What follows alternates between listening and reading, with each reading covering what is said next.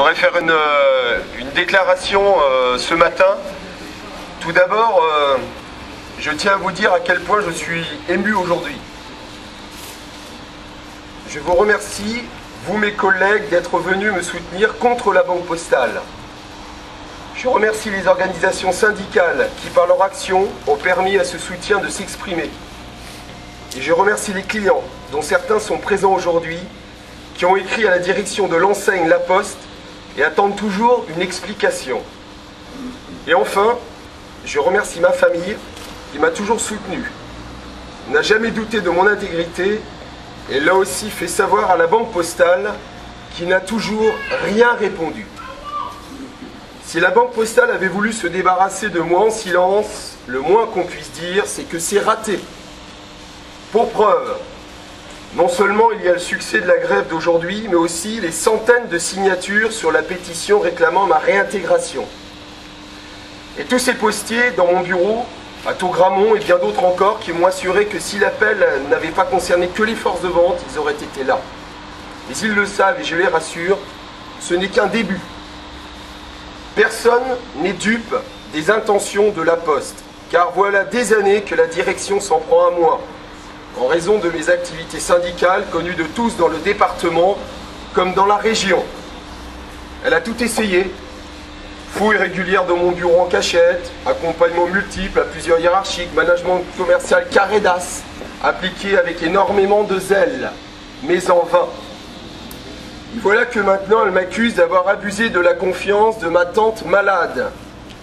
Inutile de vous dire que cette accusation ne tient pas, et si la Poste était sincère, elle l'aurait déjà retirée devant les réponses écrites du conseil de famille qui m'a confié la gestion des comptes de ma tante.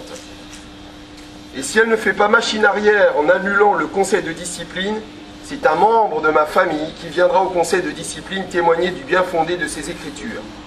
Et là, nous verrons bien qui est de bonne foi. Un client viendra aussi témoigner de sa confiance dans ma gestion de ses comptes. La Banque Postale m'accuse aussi d'atteinte à la déontologie parce que je ne suivrai pas les directives et les méthodes de vente. Rien qu'à l'énoncer, je vois des collègues qui sourient. À juste titre. Et là aussi, un collègue se chargera lors de la CAP de répondre à cette accusation. Par contre, que dire des méthodes de la Banque Postale? Les inspecteurs, genre Men in Black, sont allés interroger ma tante dans sa chambre d'une maison médicalisée jusqu'au pied de son lit. Ils l'ont effrayée au point qu'elle a dû appeler à l'aide.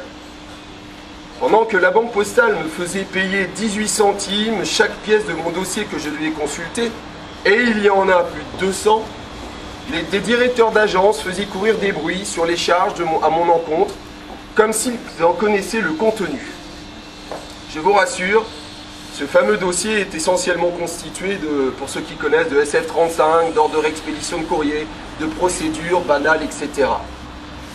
La directrice de Changiro a même prétendu que je conseillais à mes clients de changer de bureau gestionnaire et que cela aggraverait mon cas. Mais c'est l'inverse.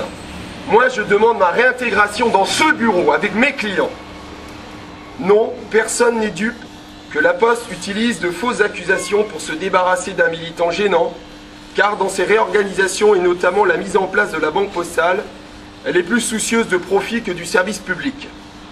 Elle taille dans nos effectifs et aggrave nos conditions de travail.